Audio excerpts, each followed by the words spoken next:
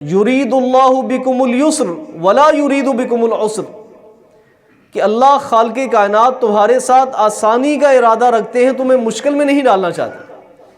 اللہ خالق کائنات نے اپنے بندوں سے بھی تقاضا کیا ہے کہ ہر ایک معاملے میں جو انسان کا معاملہ لوگوں سے پیش آئے، اس کے معاملات جو لوگوں کے ساتھ ہوں، اس میں بھی انسان نرمی کو پہلو مد نظر رکھے اور آسانی کو مد نظر رکھے، لوگوں کے لیے بھی آسانیاں پیدا کرے۔ لیکن حضرات گرامی، دیکھنے کو یہ ملتا ہے کہ معاشرے میں جس آدمی سے پوچھا جائے انتہائی مشکل میں پھنسا ہوا ہے، کس کی وجہ سے؟ فلاں آدمی کی وجہ سے، فلاں کے میں نے پیسے دینے ہیں وہ میری جان نہیں چھوڑتا، فلاں کا میں نے وہ کام کرنا ہے وہ میرے سر پہ چڑھا ہوا ہے۔ یعنی دیکھا جائے تو ایک شخص دوسرے کے لیے مشکلات کا باعث بنا ہوا ہے۔ حضرات گرامی، یہ دنیا کی مشکلیں تو کوئی مشکل ہے ہی نہیں۔ دنیا کی آزمائش کے مقابلے میں آخرت کی آزمائش،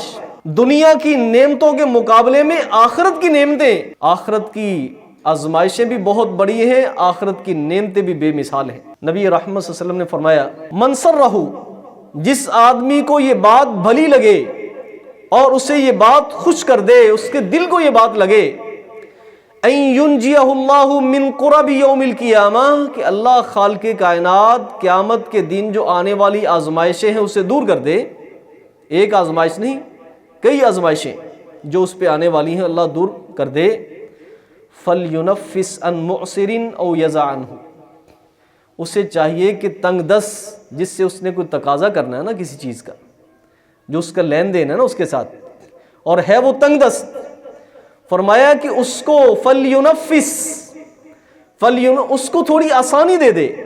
یونفس کے الفاظ اس بات کی عکاسی کرتے ہیں کہ اس کو ذرا سانس لینے دے، اس کو ذرا سانس لینے دے، اس کو ذرا حوصلہ کر لینے دے، اس کو ذرا آسانی میں آ لینے دے۔ فَلْيُنَفِّسْ عَنْ مُعْسِرٍ، اسے چاہیے کہ تنگ دست کو تھوڑی سی مہلت دے دے، او یزع عنہ، یا کچھ قرض کا حصہ اس کو معاف کر دے تاکہ وہ آسانی کے ساتھ اس کی ادائیگی کر دے۔ یہ چاہے کہ وہ مکمل ہی قرض ادا نہ کرے، آپ کیا کر دیں، اس کے ساتھ آسانی کر دیں تاکہ وہ کیا کر دے، تمہارے قرض کو آسانی کے ساتھ وہ ادا کر دے۔